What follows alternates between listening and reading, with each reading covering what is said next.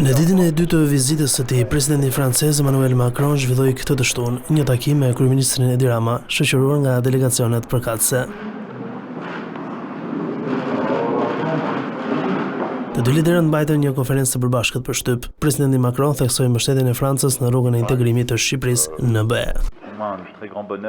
Kemi dëshirë të shkojmë dhe më larg. Është vendi i Shqipërisë në BE që është i rëndësishëm. Dua të rishpreh bindjen e plotë që kam për bashkimin e kontinentit evropian, për t'i bërë ballë sfidave të përbashkëta. Shqipëria ka treguar shumë, ka bërë avancime shumë të mëdha.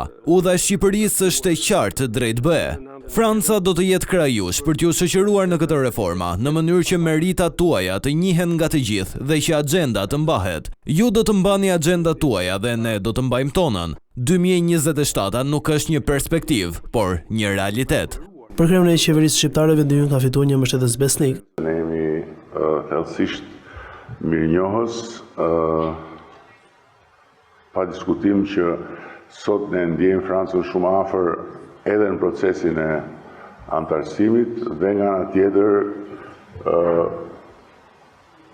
rajoni ka fituar një mbështetës shumë të qëndrueshëm dhe besnik në të gjitha proceset transformuese në adresimin e momenteve të vështira që duhen akoma zgjidhur dhe në mbështetjen për përfshirjen e gjithë rajonit në Europën e Bashkuar.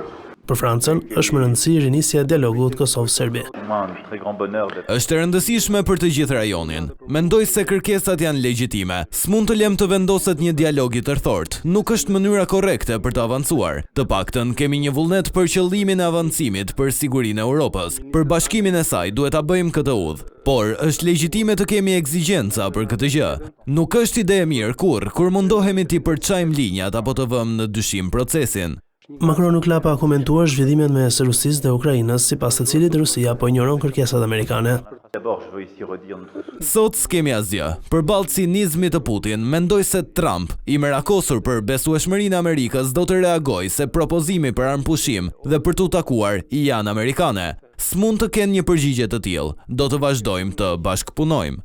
Përpara deklaratës për shtyp, të dy delegacionet shkëmbyen marrëveshjet e bashkëpunimit në fushën e energjisë, si do nënshkruar memorandumi i mirëkuptimit ndërmjet Ministrisë së Turizmit dhe Mjedisit dhe Agjencisë Franceze për Zhvillim për krijimin e një projekti gjithëpërfshirës për turizmin e qëndrueshëm në rajonin e Korçës.